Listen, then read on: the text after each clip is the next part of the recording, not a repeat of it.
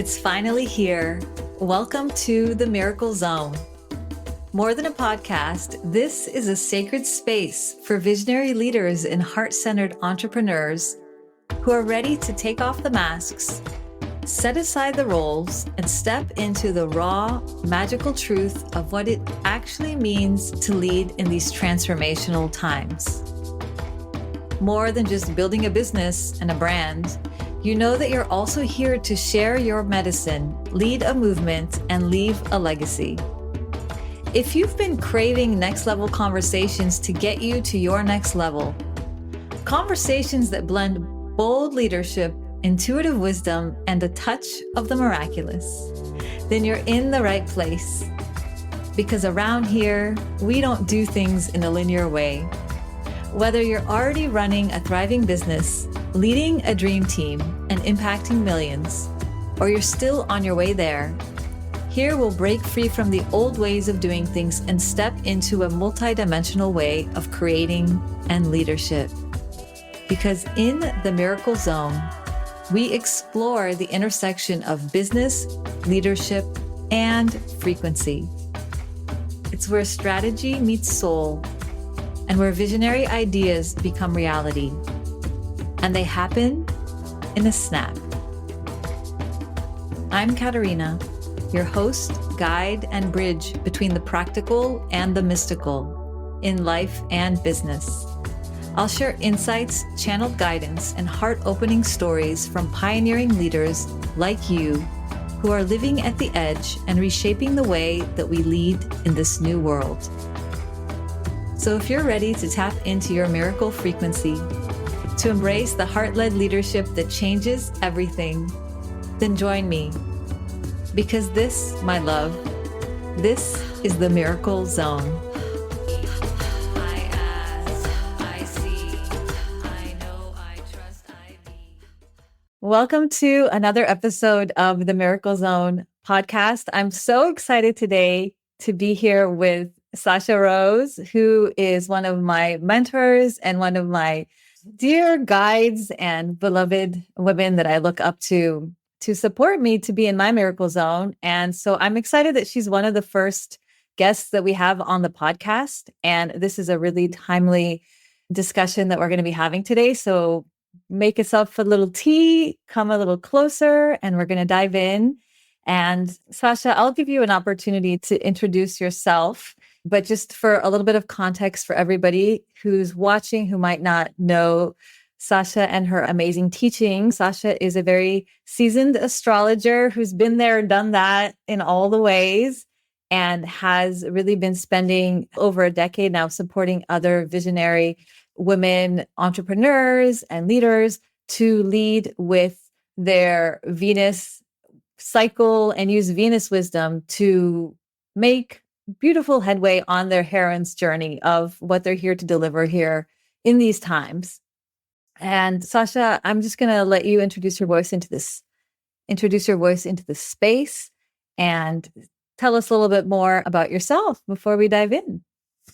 Thank you, Katarina. I'm so glad to be here in this very potent time. I happened upon the Venus cycle. I knew nothing about the Venus cycle until 2012. I had studied astrology, but I didn't know there was a cycle, didn't know what that meant. And so I got taken on this journey after watching Venus cross the face of the sun with my own eyes in 2012, the summer.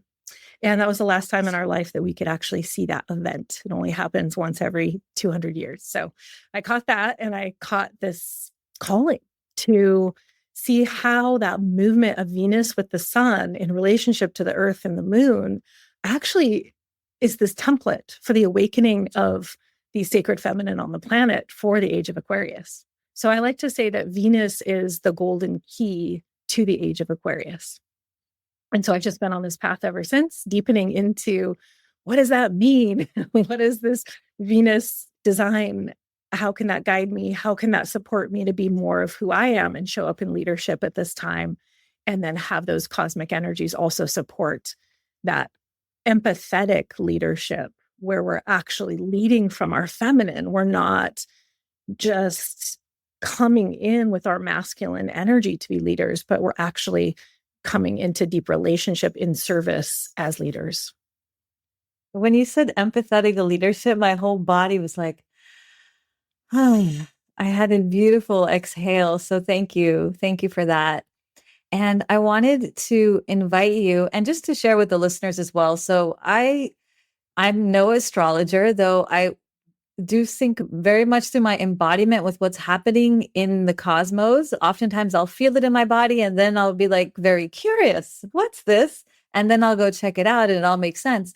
And I was working a lot with the cycles of the moon, and that was really supportive for me until I found Sasha's work. And then I started orienting more towards syncing with Venus.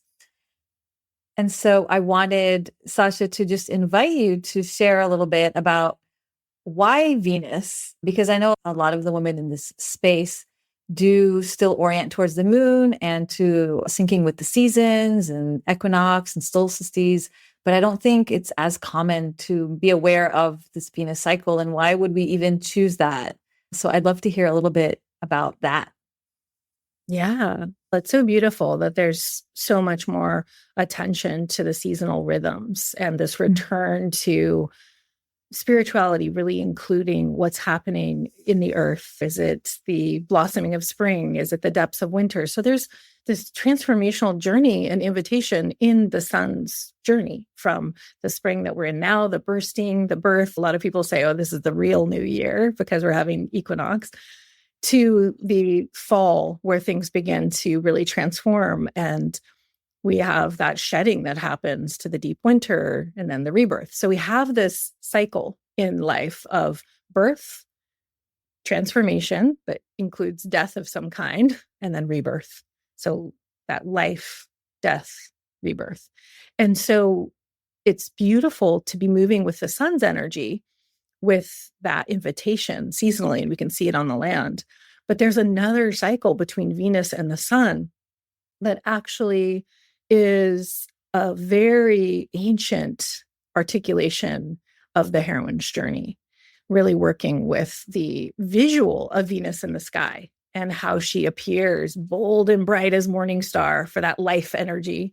And then over about 9 months, about over a human gestation period, she, after having her brightness, her boldness, her maybe we could say maiden energy, full on, the untested feminine, then she goes on a journey where she's actually meeting up with the moon in the pre-dawn sky and articulating the sense of, I'm the creatress, I'm doing this, and then having experience of trials and tribulations, just like we do with any kind of creative project, and actually visually getting lower and lower and lower in the sky, and then finally disappearing, and then reappearing in the evening sky. So she has this actual initiation where she goes behind the sun, and then she reappears as the evening star.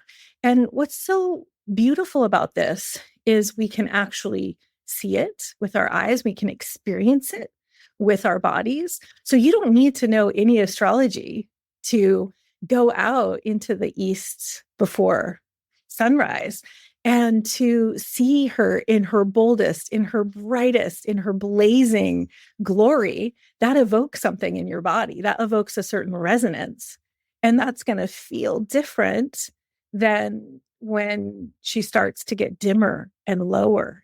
And you begin to have this journey with her movement that actually activates something inside of you, because every ancient culture were following the Venus cycle. This is something that has been forgotten, but when you go back and you look, it was a very well followed cycle, very much woven into the myths and the spirituality of ancient people.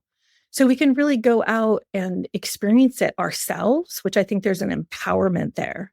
And to begin to be with the qualities of fast, slow, bright, dim, high, low. It's something that actually viscerally we can have an experience of.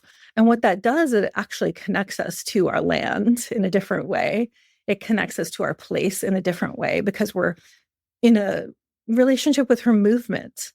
And I was thinking about that yesterday when I went out and I was looking for her. I haven't had a first viewing yet. I have to go and I have to drive up the ridge so I can see that eastern view.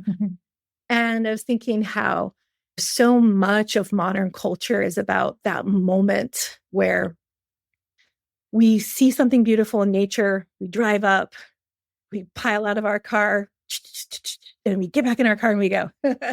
And it's not that kind of experience because there's a kind of intimacy. There's a way to look for her on the skyline. And right now I'm in that intimacy. When is she going to show up? And there's some patience involved. And there's really tracking, where is she now compared to where is she tomorrow, compared to where is she the next day? And it's so interesting because that cosmic relationship actually reflects our relationship with our own feminine nature, which is ever changing. So when we look at a chart, we look at the static moment in time, this blueprint for our existence here, it gives us so much templating of who we are and our soul becoming. And yet it's a very static moment. It's that point. Whereas when we look at the cycles, then we're in wave consciousness, which is the feminine. So it's really beautiful to know the moment we're born, but it's also important to know the movement. And so that's what's been coming to me so strongly. How do we move with the feminine within ourselves and our own nature, and to really be brave and courageous to be who we truly are? And that's why I love working with women who are in midlife, because there's a natural softening of the conditioning of who we're supposed to be and what we're supposed to do. Yes. Absolutely. And there's often that call to the deeper journey. So you were saying in your introduction, astrologer, and you don't always know what's happening, but it seems to line up. And that's what I found with women. And I just want to share this, Sasha, with you, because I think I've told you this before when I first started learning from you, that, and I think this is important to say, because I think so many people think they either really get it or they don't get it. And in terms of astrology, and I think the more and more we're coming into our bodies and connecting with cycles in general, and you mentioned there's the waves and there's the spirals, and we just feel it. The way that I found your work was, I was on the beach at night, which happens very rarely because I'm a single mother. And I happened to be on the beach one day at night, and I just looked up in the sky and I was like, what's that? What's that? And I downloaded, I didn't have it at the time, one of those sky apps to just I was so curious. It's like, this is worth downloading an app for. And immediately, and then I think a day or two, I came across you and I was like, Venus, of course. I want to know what that is. I just felt it. And from that moment, it's just an orienting framework for me. Even if I haven't been paying close attention to what's happening in terms of super detailed, there's just moments where I'm like, she captures my eye and she's, hey, let's dive in. And even now, my son will come and he's, Mommy, have you seen Venus? It becomes something that it becomes a living relationship that we have that is, it's not of the mind.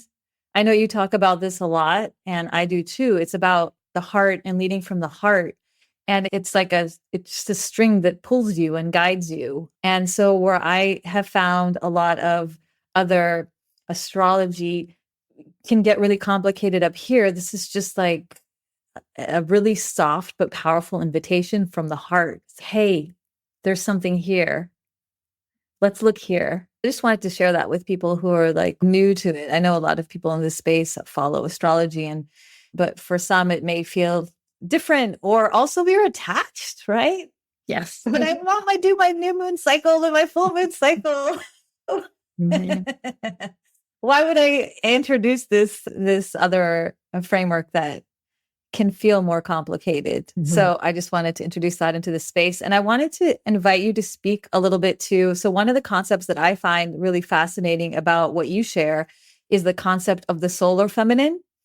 And if you could speak to that a little bit, because I think that also is really powerful in the context of evolutionary leadership and the work that we're doing here. Yeah, absolutely. And I love that story. And I find that women who are called to that deeper path, have a natural resonance with what's happening in the cycle without knowing it consciously, which is exciting. It's like more feedback that there's something happening in the field. And especially when we're syncing together, when we're moving together, because Venus is very much about we. It's very much about that collaborative space of I've got me, I know who I am, I know my gifts, and now I'm coming into a relationship with you. You know your gifts, and wow, what magic are we going to weave together? So I like to think of Venus in the sky as like this encouraging sister who's rooting us on here on Earth. Wow, what a time we were born into. And really rooting for us to come from that deeper place and show up for this moment, being the leaders who we are and being willing to be visible and be willing to risk, because there's always risk in showing up authentically. So I tend not to want to bring forward a lot of there's a thread in women's spirituality that's very much about going back to the old goddess traditions and bringing those goddesses forth and bringing forth those stories. And I did that for a long time, moved through a lot of this in my journey and came to this understanding that the solar feminine is not operating from a place where we're bringing forward history. And the solar feminine, in my view, came in 2012 when Venus eclipsed the sun. And this is very much was in the mythos of people who study Venus, like the Mayan. They felt like now the sun is different. It's feminine now. So that idea of the solar feminine, what does it mean to move from the feminine and yet be radiant? Not so much yin like the moon, but to have a leadership, to be leading, to be moving forward, but from a different place in our being. And so that became a way to talk about it instead of the lunar feminine, the solar feminine. Of course, in some cultures, the lunar is masculine and the solar is already feminine. So much of this is just how we hold things. But there's something that begins to happen when we're willing to let go of our own personal history and reshape those stories, not deny them, but to reframe them as, how did this trial, how did this challenge, how did this experience help me to show up and shine and to really move through that pain of these underworld experiences that take something away, of loss, of discouragement, and to rise again because we've tapped into something inside of us that is our eternal self, that is our connection with source, that in my view happens through our heart, that connection with our higher self as well as something beyond us. So when we're moving with that, and this wasn't something that came through in the mind, it came through in my experience, it feels less useful to be carrying forward all these myths, all these goddesses, all these other stories, and to really be radically on the cutting edge of now. What does it mean to be a human woman? Do we need to be a goddess? In the Buddhist teachings, you don't want to be a god. That's not actually a realm that is going to get you where you want to go. And not to say that one tradition is right, but I think there's something to that. There's something so powerful in the age of Aquarius. It's about the awakening of humanity. It's not about being something else. And so how do we bring forward that truest, most present time version of ourselves to our lives? And the moon really represents our history and our conditioning and our lineage. And there's nothing the matter with that. It needs to be tended to. And of course, we have a connection with that.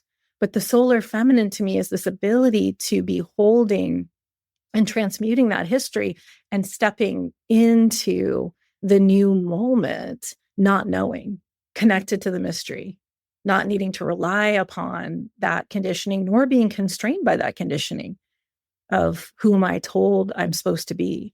But this new, brighter, deeper identity starts to get strengthened when we sync with Venus, when we say yes to the heroine's journey. I hope that answered your question. I'm not sure. Yes.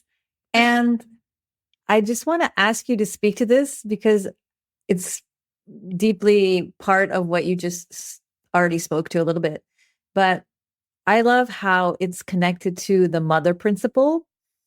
So can you speak a little bit about that, the mother principle and the primordial mother and that quality of it? Because I think it's so essential to what we need to anchor into more and more as leaders in these times in the age of Aquarius. It's like this mother principle anchor. Absolutely. Yeah. So if the sun has this quality of being this primordial life force that is feminine, then we go to mother. That is the mother. And so there's a way that when Venus meets the sun, there's a connection back to that primordial mother energy. And she just did that on March 22nd. And she's still very close. So I'm going out, it's like, is she far enough away that I'm going to be able to see her in her own light? Or is she still diffused in the light of the primordial mother? And so there's a way that when we tap into that mother energy, whether we're biologically mothers or not, although being a biological mother opens up as this deep river of love in our hearts that's just so incredible. And yet so many beings have mother hearts. And what does that mean? They're coming from a place of care and connection with others. That's what mothers do. Mothers include everyone. Are you hungry? Do you need a snack? And yet, how can we learn to do that not in a self-sacrificing, codependent kind of way, which a lot of our conditioning has taught us we're not important as women. You have to just move over and serve everyone else. This cycle really shows us in the Morning Star how to be boldly who we are and to hold ourselves and to take that responsibility for who we are.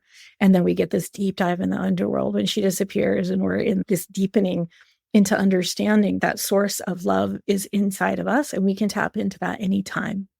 We can connect with that primordial mother energy when we need love. We can remother ourselves. We can fill up, and then we're not looking for it outside ourselves. We become connected to that source of that caring energy. Mm-hmm. I just want to that. Okay. Yeah, copy with my Mercury. For those listening who follow human design, that's my generator coming through. I'm just like, yes. Sorry to interrupt you. It was just so deep.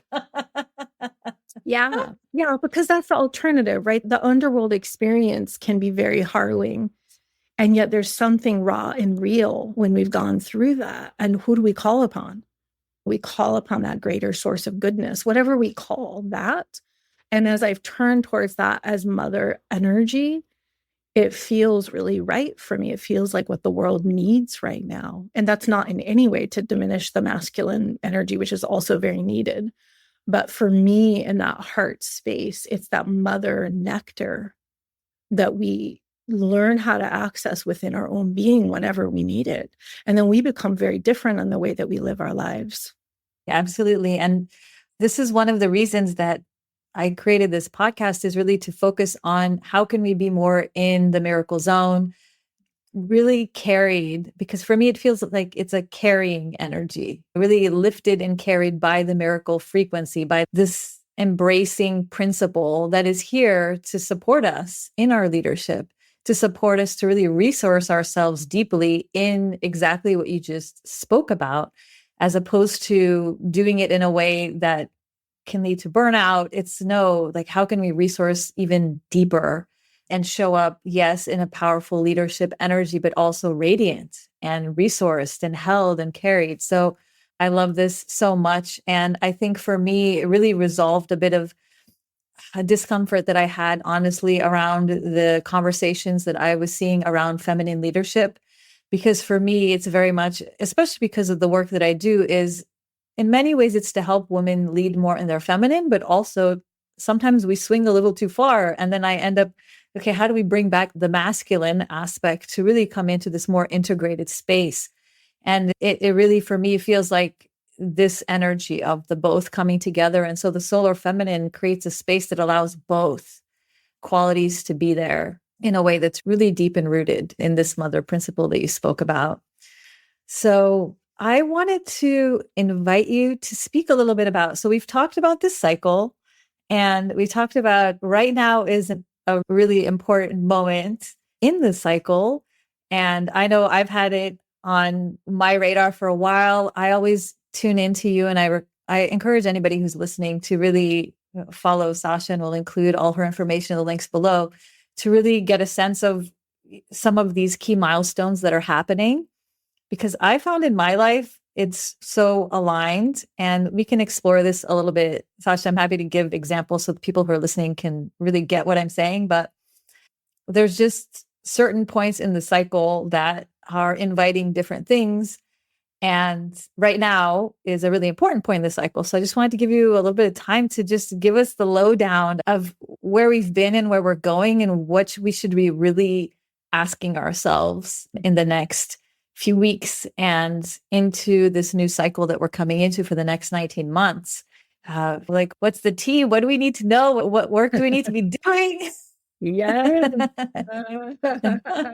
Okay. It's a big question. I know this could be a 6-month exploration, but yeah, just so people have an understanding of this is a really beautiful time to come into this Venus wisdom if they haven't been, or if they have been. And I know a lot of the women in my space and my clients are already there to dive even deeper.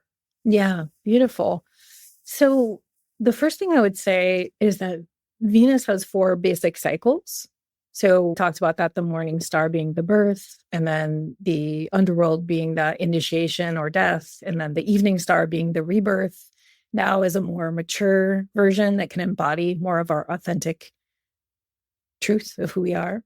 And then reset, which is the time in between the cycles. So that whole process takes 19 months. And it's not so different from the moon. New moon, waxing, half moon, full moon, waning. It's similar. It's just happening in 19 months instead of 28 days. And one of the reasons that I like this is because it gives us more time with Venus to be in the energy. So right now she's in the sign of Aries, and it's a little bit different because there's a retrograde between the 2 cycles, a 40-ish day retrograde. And so that changes how long she's going to be in Aries. So we're getting an extra dose of Aries for this moment. Then she's like, yay. Then Aries again, because she's moving backwards and forwards from our Earth view. The important piece is that wherever she meets the sun, whatever sign, whatever degree, that's a moment, that's a point that we want to pay attention to for the entire 19 months. Just like in a new moon in Taurus, you're thinking, okay, this whole 28-day period has something to do with what happened on that new moon in Taurus. So we're stretching it out over 19 months.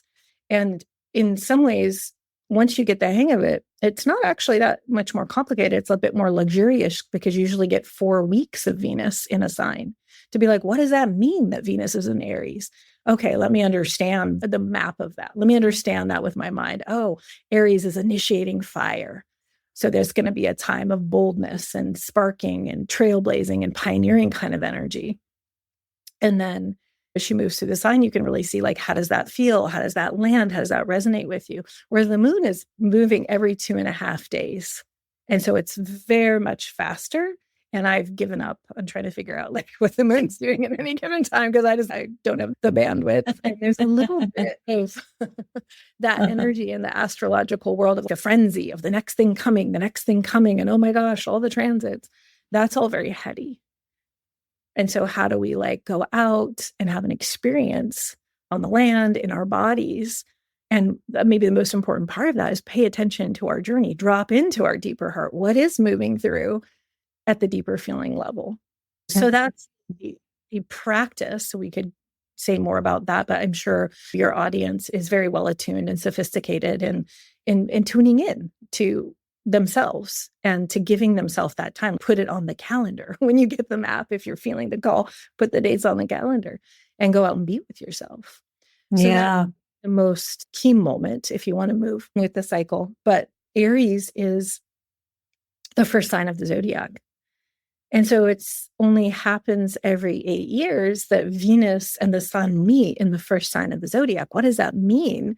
It means that this Venus cycle is aligned with the seasonal cycle for us in the Northern Hemisphere.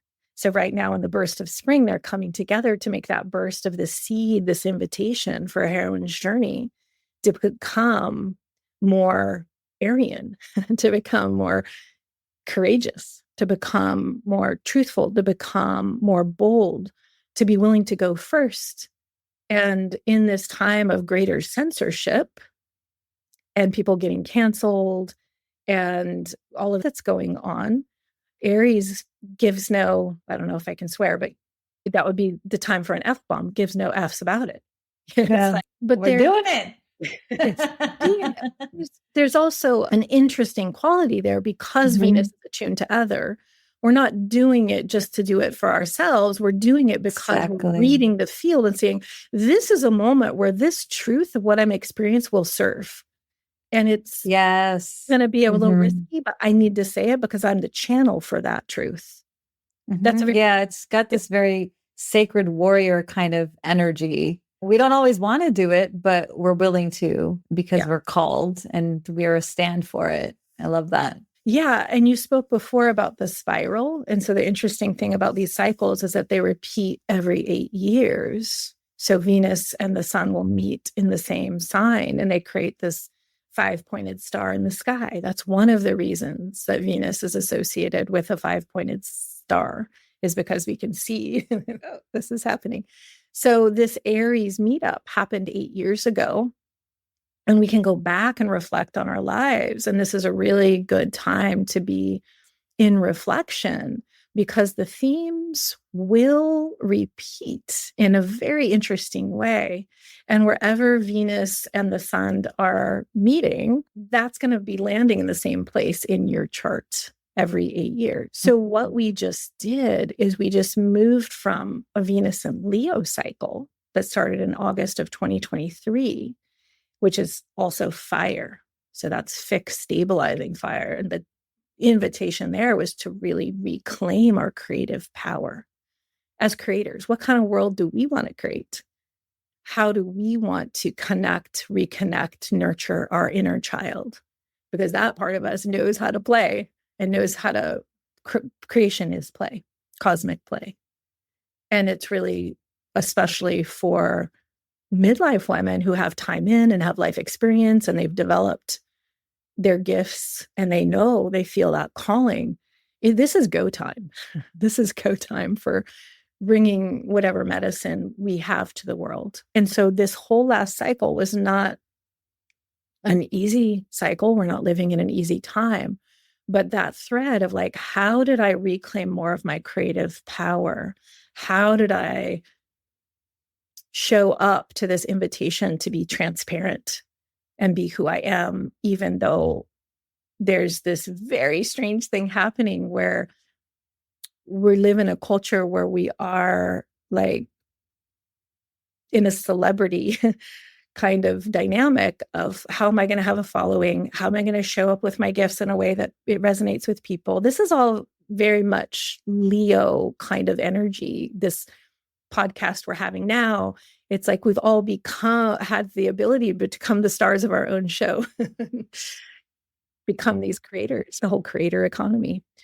So there's something in that about claiming our feminine power and truth in the context, because there's a lot of superficiality around that. The Leo shadow is like the popular Mean Girls, not good enough, and energy. Yeah. Instead of the inclusion and calling forth to sit around the fire kind of energy. Yeah. Exactly, which is what a good leader does. A good leader knows that the diversity is only going to bring more of the right people, of the resonant people, is going to bring more richness to the experience. And there's that spirit of service and calling forth other women and also healing this jagged edge of competition that's been a part of our harm in this dominator culture. That's important. And also that mother energy around how we mothering our own inner kid. Are we taking time to nurture that? Yes. So much of that. Yeah. So moving from that fire energy into the Aries, it's fire again. So we have a double fire. It's not moving in an order like the zodiac moves in an order. It's a different movement. It's a different move. So we're moving from the 5th sign of the fire sign of the zodiac, Leo, where this incredibly potent Sun Venus invitation came to call forth our power as creators and to also have the ability to discern, because the opposite side of Leo is Aquarius. So anytime we hear Aquarius, if you don't know much about astrology, you're going, oh, okay, we're entering into an era of Aquarius. This is important for this time. And so there's an importance in discernment in what we're creating and how we're creating it, because there's a push to have a certain future. There's like the dystopian version of the movie, and then there's even I would say that maybe the utopian has some issues as well. There's all of these imaginations about what humanity is going to be, but what do we want to create on the ground in our world from that deep mother heart energy? That's the gold of this last cycle. That's so beautiful. And so I just want to invite everyone who is listening, especially in this space right now, because welcome to anybody who's listening in the future. It's still very relevant, but to take the time to reflect on some of these themes that Sasha has just shared. I know I've been doing a lot of that. For me, this has been huge, really working with creativity and themes around. I've been on stage more than ever this last cycle, and all those dates aligned perfectly with key dates in the Venus cycle, which I find fascinating, almost like to the day. So I've had big moments of on stage and being in that energy and more, but also noticing what that has meant for others around me and for relationships, and who wants to see me shine versus who's triggered by it, and how do I relate to that? And I've had so many tests related to, lots of lessons around that. And then what does that mean for the inner child? Well, all of a sudden you're shining and you feel self, and then somebody's, no, I don't want that. I don't want that. And they leave and they cut you off. And then you're like, oh, but that hurts a little bit. And so for me, there's been so much of that. Also, it's been a big time for me to work with my music, which was birthed in the cycle and shared from the cycle. So creativity was really big for me in that way too, and different ways of creating and frequencies. And what does that even look like? And how is that even relevant to the work that I do? But I'm still going to do it. So yeah, just an invitation for those listening to really reflect on that. And then Sasha, I know you were about to talk a little bit more about the cycle that we're going into and the Aries energy. And so I'm really excited to hear also about, okay, now that we're cultivating these lessons from this past cycle, what's on the horizon for us to look at, or what's the invitation, so that we can go into that with I wanted to say with our eyes open, but really with our hearts open, to be like, oh, wow, okay, this is the next invitation. Yeah, I love that question. And I think one of the easiest ways to really understand astrology in our bodies is to look at the elements and look at the modes, which all of the signs break down into. So with Leo, we have a fixed fire. And so in the modes, in astrology, it's called initiating, and then fixed, which I like to call stabilizing, because that's just makes more sense to our brains.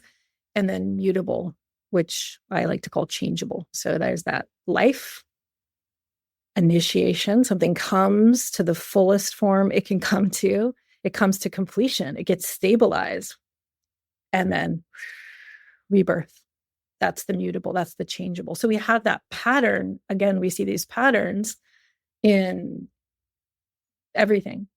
And so when we think about that stabilizing fire of Leo, that's like gathering around the fire, that flame at the center. It's like the campfire, and then we're performing and singing songs and sharing stories. That might be that energy of self-expression. Whereas initiating fire in Aries, now it's time to go forth. That's movement. That's something new. So it's not that energy of that gathering, stabilizing. We did that. Now it's okay from that journey. Now, how are you going to go forward in a new way? What is it right for you to initiate? Because the power of birth is accelerated because the sun we're going to be tracking with the sun cycle. So Venus and the sun are meeting in spring, and then she's going to be going down in fall and mirroring that energy. So there's double strength to it because it aligns with the Aries energy. And there's so much happening that I'm not going to speak to in the rest of the astrology around Aries. And a lot of people are talking about that because we have some major, larger planets that are shifting signs into Aries.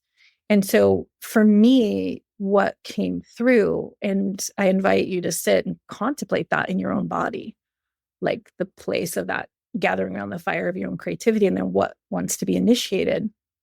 It feels like there is a reclamation of what it means, even the sign of Aries, because that has been associated with war, that has been associated with conflict, violence, ruled by Mars. And Mars in all of the myths. And this is one of the reasons I don't bring them forward as if they're the solution for today. In all of the myths from every culture that I know of, with very few exceptions, women are abused and there's violence against women, especially in the Greek and Roman myths. So this idea of Aries is war. We, as the women leaders, get to redefine that from the violence of war to the strength of birth. What are we going to birth? Wow. And when you're birthing, you're on a journey and you're essentially alone. You have support, but you're the one doing it. It's a warrior move. Wow. That's so powerful. It's reminding me of one of the other big things that's been happening in the sky has been this Mars, what Mars was doing so recently, the Mars retrograde, which for me it really affected me in many ways. And I was just having a big, deep exploration around the warriorhood and sacred warrior. And what is the sacred warrior? And what is it? What is it? What is it? And it was so interesting for me. One of the big gems that I got from that deep exploration was this realization that I was working with warriorhood from the perspective of I'm working with the masculine, and there's something with the masculine that I'm healing. I was really associating it with the masculine energies. And I had this big aha that the original warrior is not the masculine. It's again, this primordial mother energy. And even in the myths and the goddess lore, there's when the man can't get it done, then we call in the real, then she comes, to fight off the demons or whatever. And so it was so fascinating to me to have that aha that, oh, in a way, we give our power away by saying, oh, the warrior energy is the masculine energy. Yes. And the original warrior is exactly this, the primordial mother energy, the one who's bringing life through, the one who's the portal between life and death. And that fundamentally shifted something in me. I don't know how it's playing out yet. It's very new, but there was something that really clicked into place in terms of power and mission and leadership and ownership of that. And again, bringing together this dichotomy of the feminine and the masculine and no, there is this integrated place from which both originated. And when we tap into that, what does that mean? What does that mean to lead from there? I love that. It makes so much sense too, because you have that natal Venus and Aries energy. So this is where that we space becomes so helpful, because when we have women who have something natally, you can speak to it in a different way because it's in your design, it's in your body.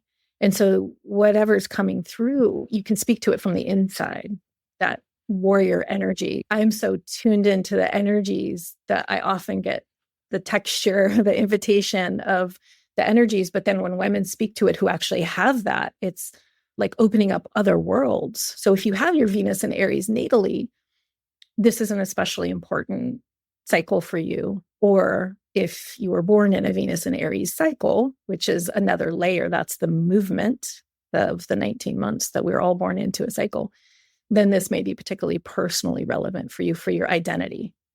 And I think it's so important to honor the power of women right now, because women are being erased in so many ways. I've been reflecting on that, having a teen daughter who's coming of age, going to be 20, that the situation for young women is not any better than it was when I was growing up. It's much worse as far as the violence, what they're exposed to, and how do we convey to the next generation of young women their worth and their value and their power in a culture where we can see it's even harder. So that's something for me that's about the mother energy, is we're looking to the next generation, whether they're our children or not. And that's such a huge service of my heart, is how do we take that wisdom? Because, oh my goodness, for me, I have 54 years in, and that lived experience, and whoa, so many lessons. And if I had a guide or a mentor or some influence, like, oh, maybe I would have turned left instead of right.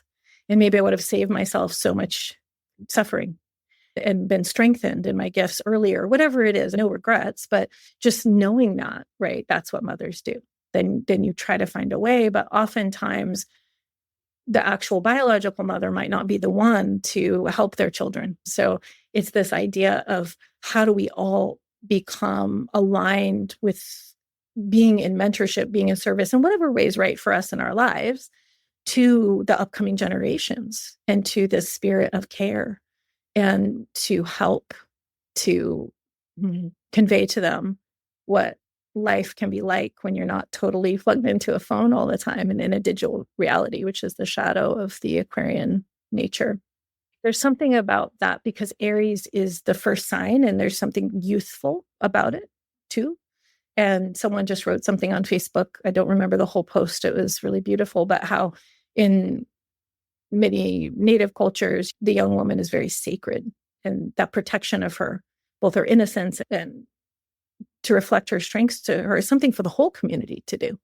And I think that if we're creating a culture of care, and we're really talking about regenerative culture, which has become a bit of a buzzword, and so many of these words, so many of these beautiful ideas that I've been dancing with for 25 years of green businesses and natural building and permaculture and environmental education and nature schools and all of this, have been immersed with that kind of cutting edge Aquarian imagination of what humans can become.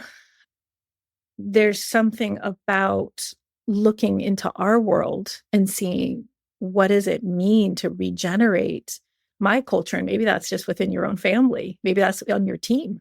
I think this Venus work could be incredibly potent for those that are working high-performing teams, because it's that place where we care and we weave together, not in competition, but in support of the greatest good.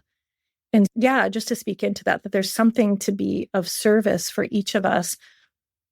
Once we know what that leadership is and what we're initiating, it's like we are the new elders. We are the wise ones here. And maybe that word elder isn't so sexy. Maybe it's queen.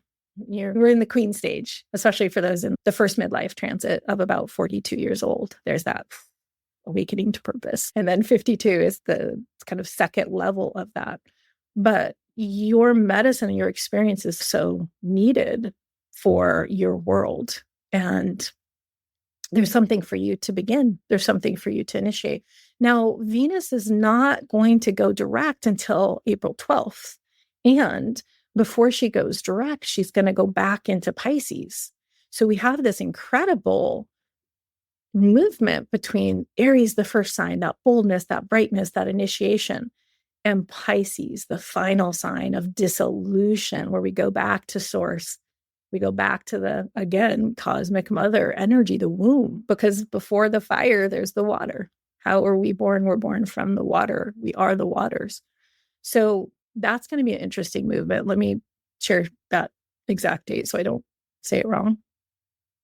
But this is such a time now for contemplation of that leadership. What do I want to begin? So this would be a really good time to be reviewing your feedback from your clients, from what people have said, the impact of your work, to get really clear on what is the unique and powerful solution that you have to offer right now, and how is that being received, and what adjustments might you make to that in order to move forward in a fresh way. Like we have such a portal into birth right now, into a new birth.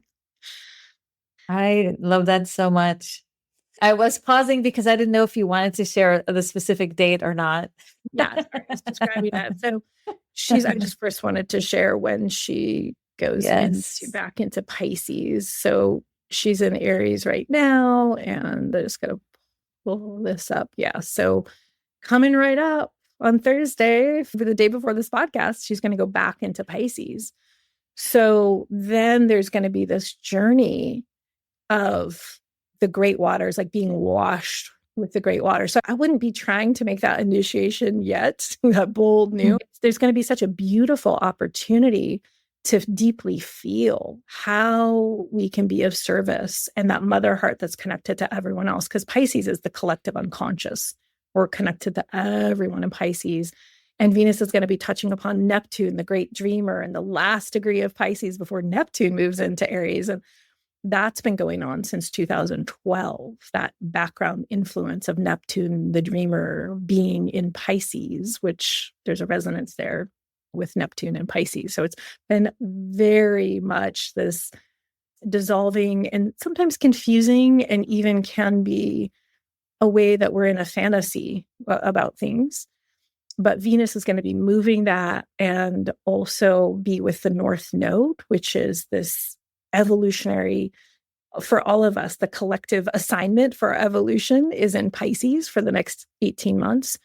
And I'm not going to keep going, but then also Saturn is going to make that move too. So there's this whole emphasis on Pisces, the last sign, into Aries, the first sign, not just with Venus, but the way that I hold this as a heroine's journey, I look at all of the astrology in relationship to Venus and the sun's 19-month journey.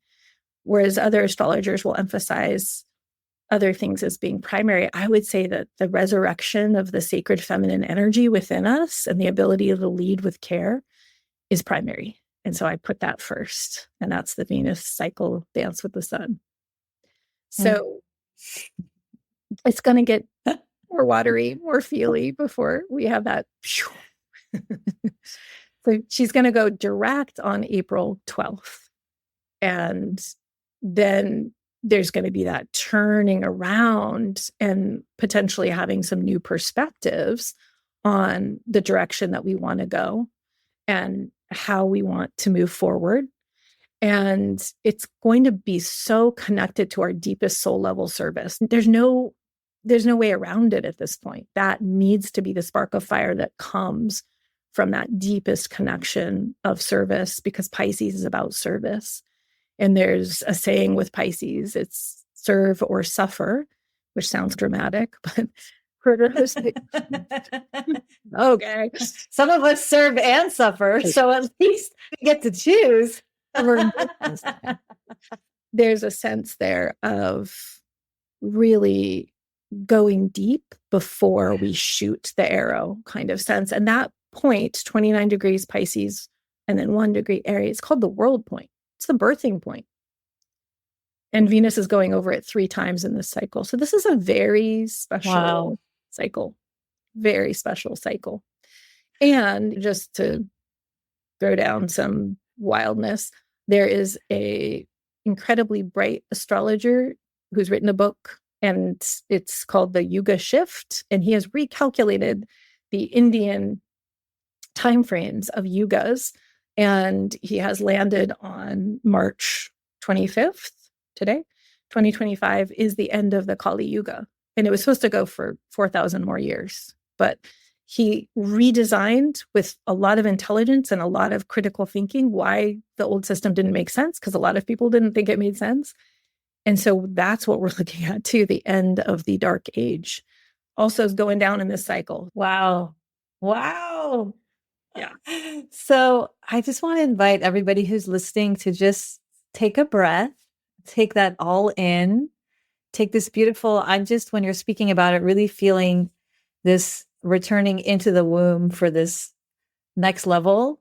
You mentioned resurrection. That's my vibe. The name of my last album is Resurrected. I'll also include that in the links in case you want to tap into that energy and move it through your body. You can listen to some of the tracks on there too, and really just allow yourself to feel it. I think we can't figure it out with the mind, I think, as we've spoken of.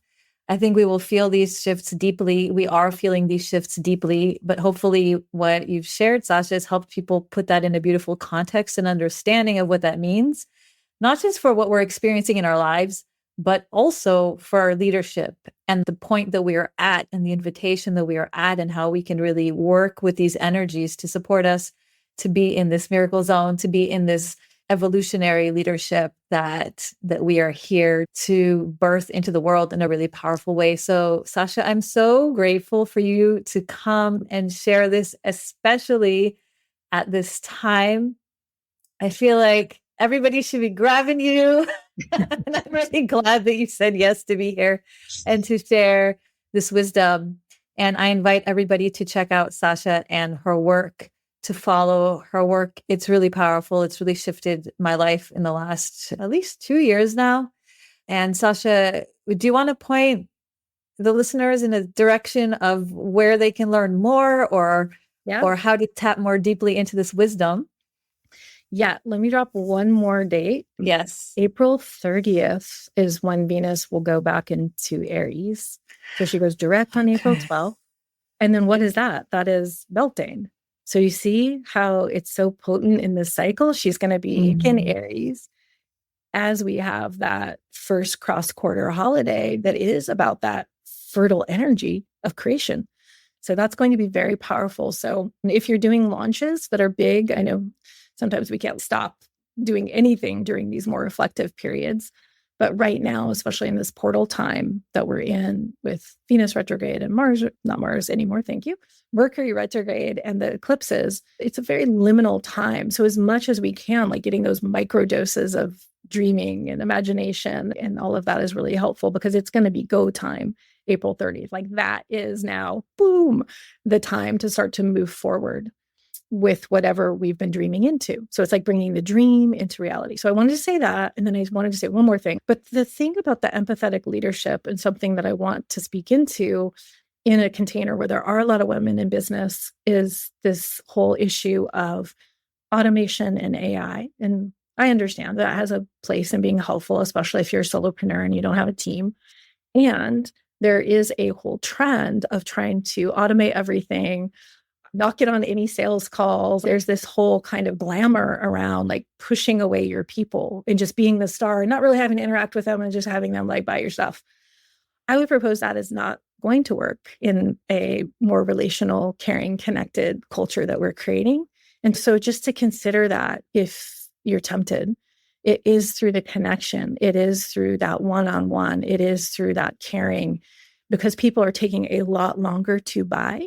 There's been a lot of disconnects in the coaching realm where people invested in something and it was more fluff than it was substance. And so just to really be that steady beacon of that leadership energy and showing care and actually interacting with people, those are going to be the successful entrepreneurs as we move deeper into the Aquarian age. Yeah, and teams too. I think it can be easier sometimes to rely on AI to do things more cheaply, more effectively. But also I found, and this might trigger some people, but there's just a bit of I would say a laziness, but also actually a fear to build teams. In other areas, in other sectors, in other industries, I worked in many industries.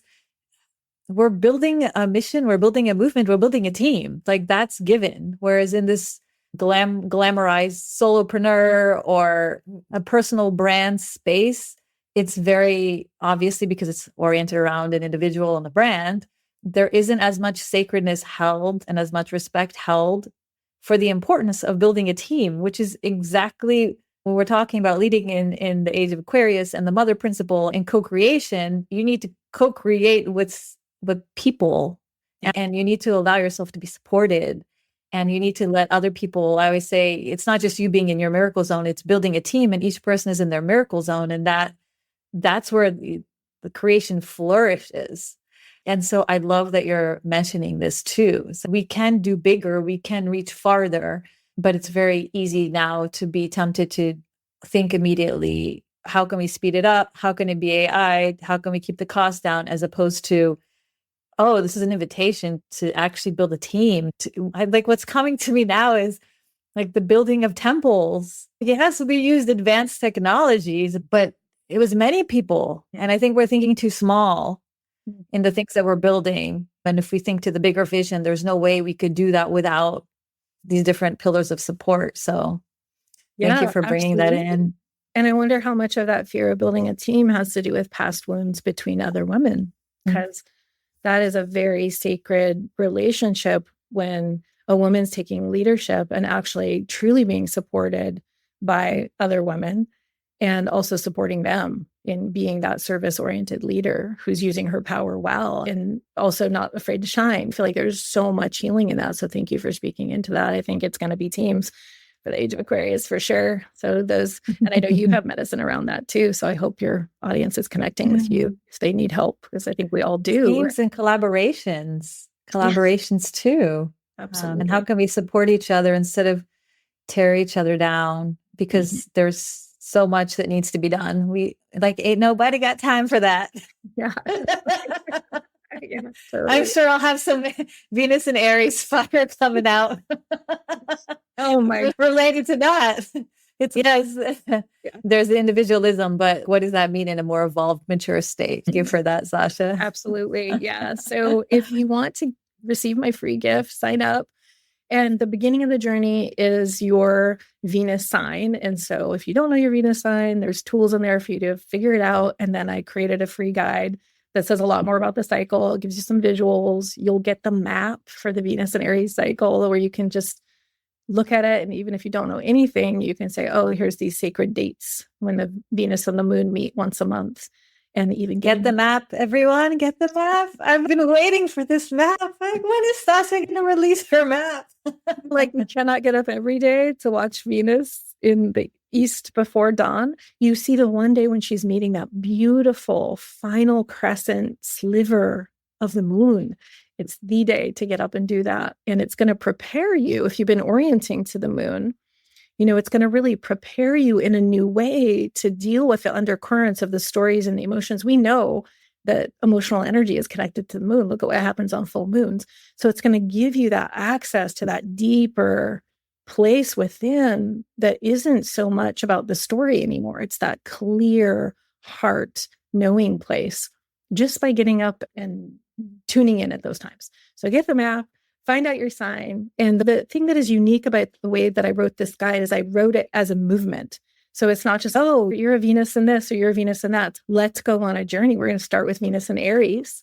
And then we're going to move through each of the signs so you can feel that movement in the descriptions of if this was a heroine and we're describing her journey, how would each of the 12 signs be acting and what would her qualities be? And straight up, if you want to make more money, if you want to have more harmony in your relationships, if you want to have more cohesion, just generally in the way that you're living your life, which is what harmony is, then working with those qualities of your Venus sign and underlining those are really important. If you're a bold Aries, it's going to be important to know as opposed to being a very curious Gemini Venus.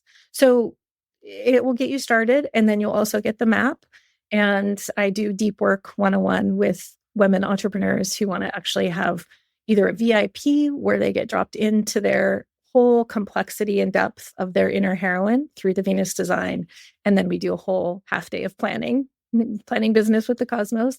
So that's the shorter version. And then I'm also doing 6-month mentorships for those that feel a deep call to really understand how to move with this and integrate it.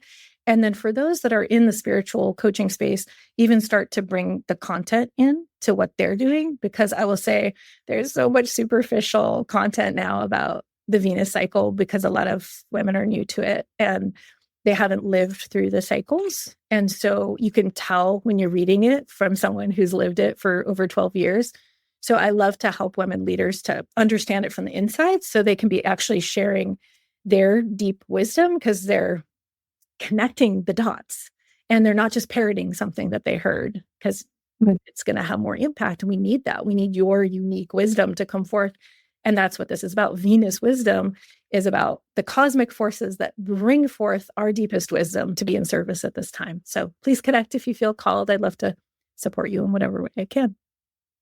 Thank you so much, Sasha. And thank you for helping me be one of those people when I can feel it and have the confidence to speak to it, even though I don't consider myself an astrologer, but through the embodied experience of Venus going through this now. I've been doing it now a few years now. I can immediately feel like, oh, Venus is in Aries. Here we go.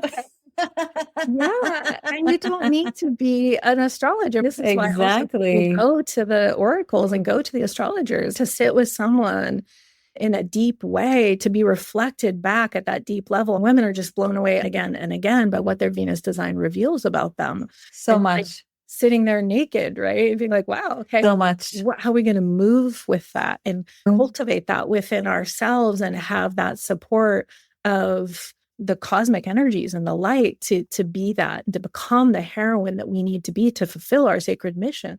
That's what this work is about.